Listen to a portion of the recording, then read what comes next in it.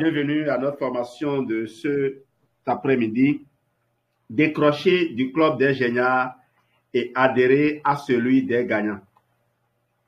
Vous représentez la moyenne des 5 personnes que vous fréquentez le plus souvent. Jim Rohn. Alors que Tim Ferriss n'avait que 12 ans, un inconnu laissa cette citation de Jim Rohn sur son répondeur téléphonique. Elle changera sa vie à jamais. Pendant des jours, il lui a été impossible de la chasser de son esprit. Même s'il était très jeune, il se rendait déjà compte qu'il ne voulait pas laisser les enfants de son âge qu'il fréquentait alors influencer son avenir. Il demanda donc à ses parents de l'inscrire dans une école privée. Ses 4 années d'études à l'école Saint-Paul devaient le mener au Japon, où il entreprit des études universitaires, l'étude du judo et la pratique de la méditation zen. Il fréquenta ensuite Princeton pendant 4 ans, où il devint un lutteur accompli avant de remporter un championnat national de kickboxing. Il lança sa propre entreprise dès l'âge de 23 ans. Tim savait ce que tous les parents devinent intuitivement, que nous finissons par ressembler aux gens que nous fréquentons. Pourquoi les parents disent-ils à leurs enfants qu'ils ne veulent pas les voir traîner avec ces jeunes-là? Parce que nous savons que les jeunes et les adultes finissent par ressembler aux personnes qu'ils côtoient. C'est la raison pour laquelle il est important de rechercher la compagnie de personnes auxquelles vous voulez ressembler. Si vous voulez connaître plus de succès, vous devez d'abord vous entourer de personnes qui réussissent. Il y a plusieurs endroits où vous pouvez rencontrer des personnes stimulantes. Devenez membre d'une association professionnelle, blablabla, bla, bla, bla. Rejoignez une entreprise de marketing de réseau comme Forever. Rejoignez une équipe de MLM qui travaille avec les bâtisseurs. Inscrivez-vous à la chambre de commerce ou tout ce que vous voulez. Offrez vos services à des postes de leadership. Adhérez à des organisations civiques comme le Club Optimiste International, le Rotary International, et ainsi de suite. Mais je vous avertis, ces clubs ici chez nous sont remplis de personnes qui n'ont pas autre chose à faire. Offrez vos services aux dirigeants de votre église, de votre temple ou de votre mosquée. Assistez à des cours, à des symposiums, à des séminaires, à des cliniques, à des camps, à des retraites animées par des personnes qui ont déjà parcouru avec succès le chemin que vous voulez emprunter. Voyagez en première classe ou en classe affaires aussi souvent que vous le pouvez. Vous savez que à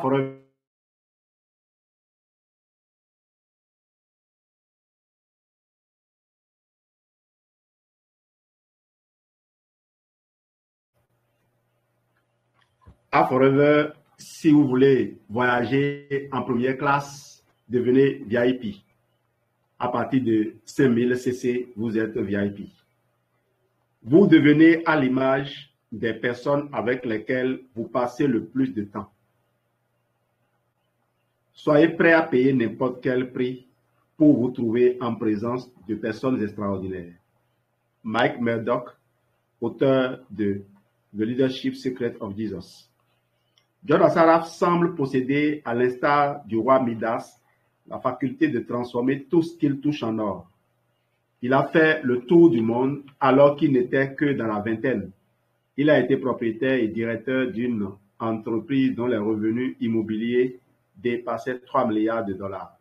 John a contribué à lancer la société de tourisme virtuel Bamboo.com, maintenant IPEX, dont l'équipe originale de 6 personnes est passée à 1500 employés en moins d'1 an, encaissant des millions de revenus mensuels avant de procéder à un appel public à l'épargne sur le marché Nasdaq peu après 9 mois.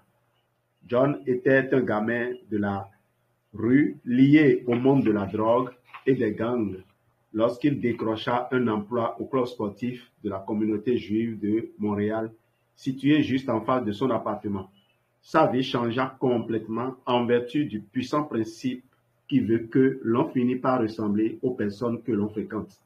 En plus de toucher un salaire d'1,65 $ à l'heure, il avait maintenant accès au centre sportif. John raconte qu'il reçut sa première initiation aux affaires dans le sauna des hommes. Tous les soirs, après son travail jusqu'à 22 heures, on pouvait le voir dans la pièce surchauffée, écoutant les hommes d'affaires prospères raconter leurs succès et leurs déconvenues. Plusieurs de ces hommes influents étaient des immigrants venus au Canada pour se faire une place au soleil. John était tout autant fasciné par leurs échecs que par leurs réussites. Les entendre raconter toutes ces anecdotes entourant leurs succès, leurs projets, leurs échecs, parfois leur situation familiale et leur état de santé en général l'inspira puisqu'il venait lui-même d'une famille qui traversait de nombreuses difficultés.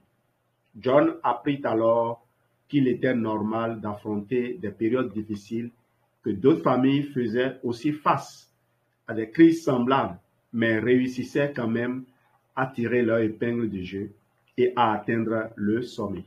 Ces personnes enseignaient à John à ne jamais trahir ses rêves. Peu importe les échecs que tu subis, lui disent-ils, essaie de nouveau, surmonte les obstacles, contourne-les, fracasse-les si tu veux, mais n'abandonne jamais. Il y a toujours un moyen d'y arriver. John a aussi appris de ses mentors que le livre de naissance et le lieu de naissance, l'origine ethnique, l'âge, le statut social des parents n'avaient aucune importance. Plusieurs des hommes dans ce sauna s'exprimaient dans un anglais approximatif. Certains étaient célibataires, d'autres divorcés. Certains avaient une vie de famille heureuse, d'autres non. Certains étaient en pleine santé, d'autres étaient malades. Il y en avait qui étaient bardés de diplômes, d'autres qui n'avaient jamais fréquenté l'école secondaire. Pour la première fois, John se rendait compte que le succès n'était pas réservé aux personnes issues de familles à l'aise, sans problème et qui avaient bénéficié dès le départ de tous les avantages. Il a appris que peu importe la situation dans laquelle la vie nous plaçait, il était possible d'édifier une vie de succès. Il était en présence d'hommes provenant de tous les horizons qui avaient réussi et qui partageaient gratuitement avec lui leur expérience et leur sagesse. Tous les soirs, John fréquentait sa propre école privée des affaires dans le sauna du centre communautaire juif. Vous aussi, vous devez vous entourer de personnes qui ont atteint leur but. Vous devez fréquenter des gens qui ont une attitude positive, qui les prédisposent à toujours chercher des solutions. Des gens qui savent qu'ils peuvent réussir tout ce qu'ils se proposent d'entreprendre. La confiance est contagieuse, le manque de confiance l'est tout autant. Vince Lombardi, instructeur-chef de l'équipe de football américain des Packers de Green Bay, il a mené son équipe à 6 titres de division, 5 championnats de la NFL, National Football League, et 2 Super Bowls, 1 et 2, décrochés du club des géniards. Il y a 2 types d'individus, les amarres et les hors-bord. Vous avez intérêt à larguer les amarres et à vous accrocher aux hors-bord, parce que ces derniers vont quelque part et ils ont plus de plaisir dans la vie. Les amarres vous retiendront sur place. Wieland, artiste de paysage, marin de réputation mondiale. Alors que j'en étais à ma première année d'enseignement d'histoire dans une école secondaire de Chicago, j'ai cessé de fréquenter la salle des professeurs que j'avais surnommée le club des géniards. Pire encore que la fumée de cigarettes, ce qui contaminait l'atmosphère était l'épais nuage de négativisme qui y régnait. Pouvez-vous imaginer ce que la direction veut que nous fassions maintenant? J'ai encore hérité de ce Simmons dans ma classe de mathématiques. C'est une vraie peste. On ne peut rien enseigner à ce gamin. Ils sont tellement dissipés. C'était une litanie de jugements négatifs de critiques, de blabs et de plaintes. Peu après, j'ai fait la connaissance d'un groupe de professeurs dévoués qui fréquentaient plutôt la bibliothèque et qui prenaient leur repas à l'écart dans la cafétéria des professeurs.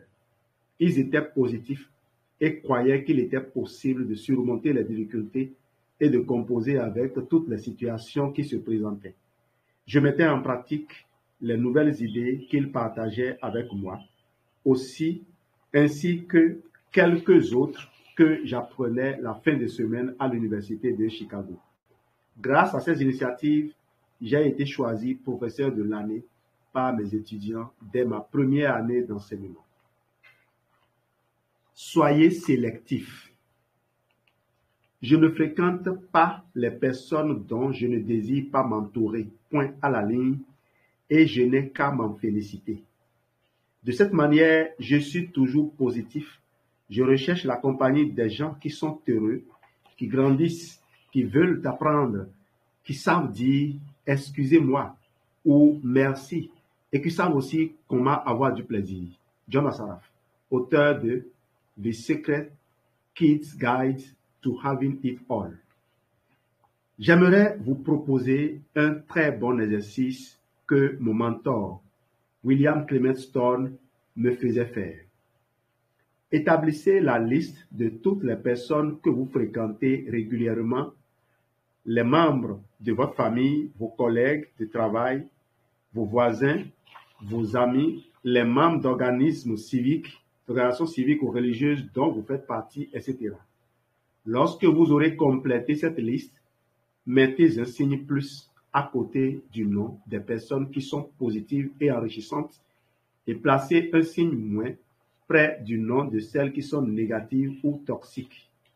Au fur et à mesure que vous prendrez une décision au sujet de chaque personne, vous verrez sans doute un schéma émerger.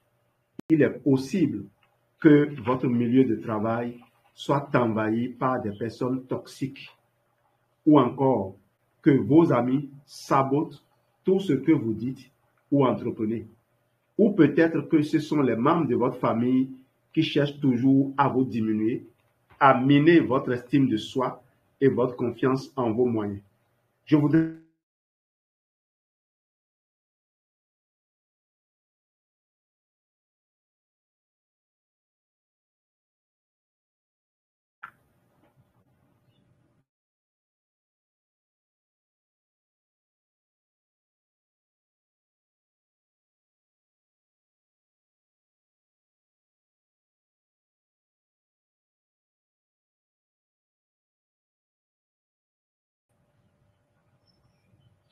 Si c'est impossible, alors diminuez autant que possible la période de temps que vous passez avec eux.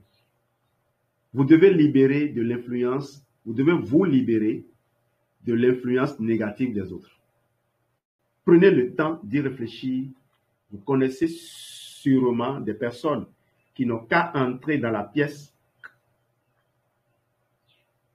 que vous occupez pour vous aspirer littéralement toute votre énergie.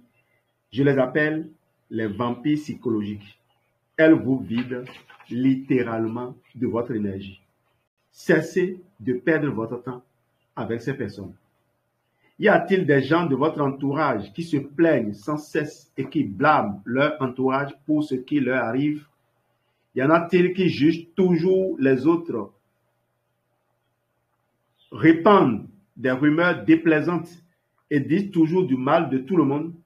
Cessez de perdre votre temps avec ces personnes également. Y a-t-il des personnes qui, par un simple appel téléphonique, provoquent de la tension, du stress et du désarroi dans votre vie?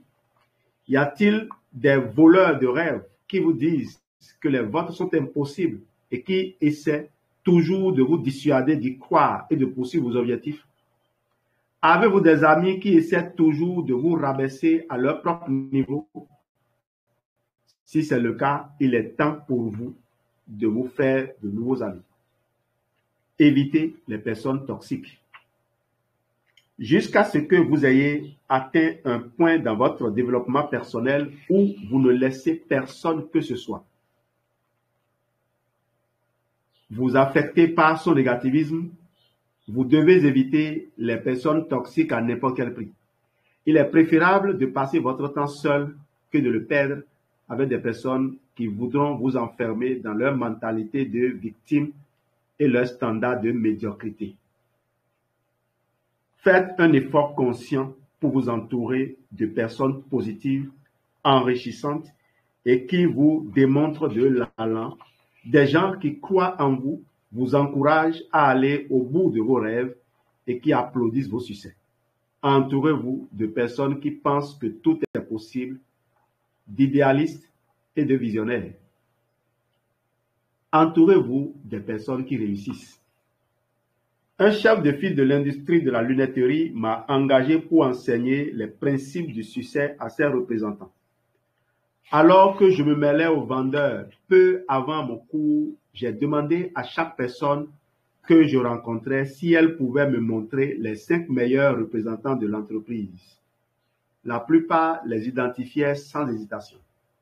Ce soir-là, devant mon auditoire, les 300 personnes de 300 personnes, j'ai demandé à celles qui étaient en mesure de nommer les 5 meilleurs vendeurs de lever la main.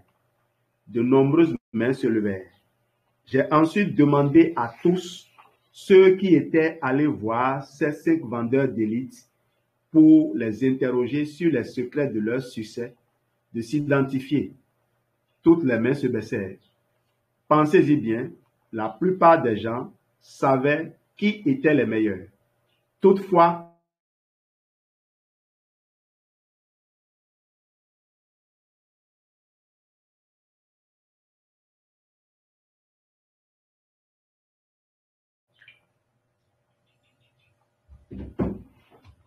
pensez-y bien, la plupart des gens savaient qui étaient les meilleurs. Toutefois, en raison d'une crainte irraisonnée du rejet, ils s'étaient abstenus d'aller les voir pour leur demander de leur expliquer comment avoir du succès eux aussi. Si vous voulez obtenir du succès, il est temps que vous commenciez à fréquenter des personnes qui en ont. Vous devez leur demander de partager avec vous leur stratégie gagnante. Leur demander parfois, c'est les questionner, c'est les observer.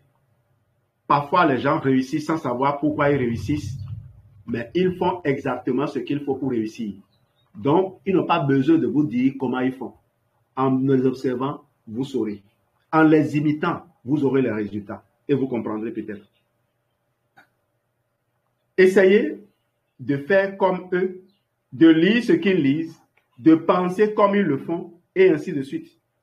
Si cette nouvelle façon de penser et d'agir vous plaisent, adoptez-les. Sinon, ignorez-les, mais restez aux aguets et continuez de tenter de nouvelles expériences. Infiniment merci pour votre